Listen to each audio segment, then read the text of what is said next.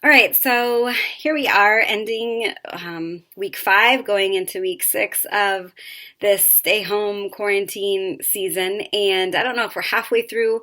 I don't know if we're a quarter of the way through. I don't know if we're 3/4 of the way through. But I do know that I was just at a point where I needed to kind of check up on my perspective and make sure that I was still looking through, still looking at this situation through the Word and with God's perspective. Perspective, by definition, just means a mental view. And I don't know about you, but I can lose my focus in that mental view with all that's going on in a day.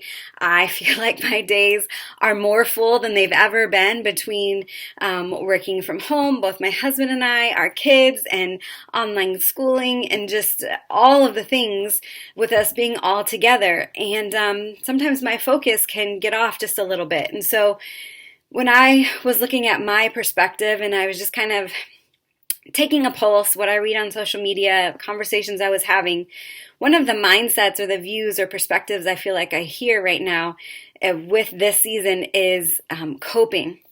And so I looked up that word cope, and it actually means to attempt to overcome difficulty. And when I read that, I just felt the Holy Spirit rise up in me and just remind me that as believers, we are not made to attempt to overcome something. We actually already are overcomers because of what Jesus has done. In John 16, Jesus said, take heart, you're going to have troubles, you're going to have trials, you're going to have some difficulties and trying times, but take heart or be encouraged. I've already overcome all of these things. And because we abide in Him and He abides in us, we're overcomers. I actually love 1 John 5, and I'm reading the Passion. 1 John 5:4 says, you see, every child of God overcomes the world, for our faith is the victorious power that triumphs over the world. So who are the world conquerors, defeating its power? Those who believe that Jesus is the Son of God. We're overcomers, and I know that we don't always feel like overcomers. I know we get weary.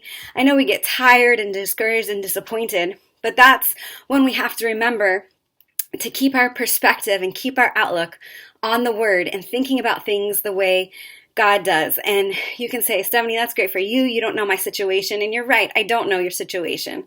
I don't know if you're single and living on your own and just lonely. I don't know if you're a single mom trying to balance work and school for multiple children. I don't know what your life looks like, but I do know that the Word is true no matter what your situation or your circumstance is.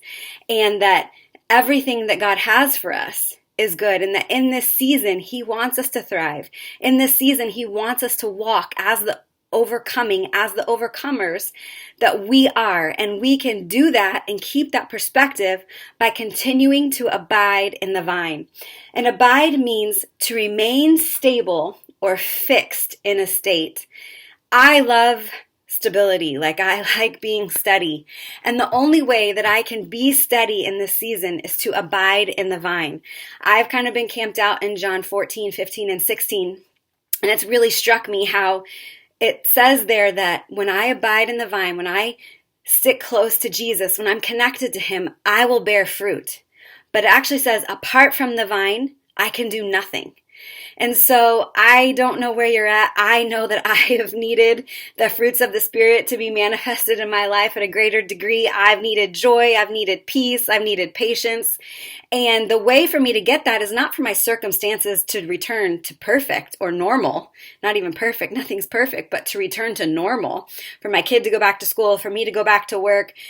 That's not the way for me to bear that fruit. The way for me to bear that fruit is to stay connected to Jesus and to walk through this season from the perspective as an overcomer, not from the perspective of, I'm just going to cope, I'm just going to grit my teeth and make it through. And so I don't know where you're at, but I do know that as a believer, you were made to overcome. You've already been enabled to overcome. And in fact, you've already overcome. It's just walking through this season, looking at it like that. I'm an overcomer. And I know we don't always feel that way, and I know our emotions hardly ever line up with that. But that's why it's so important for us to abide and to stay in the Word. And I want to talk more about this over the next few days and just talk about the Holy Spirit and how He is our help and He is our strength and He is our comforter in these situations. But I just want to encourage you, don't cope. Don't let that be your perspective. When that tries to weasel its way in, say, nope, I'm not someone who copes. I'm not someone who attempts to overcome. I am an overcomer because of what Jesus has done.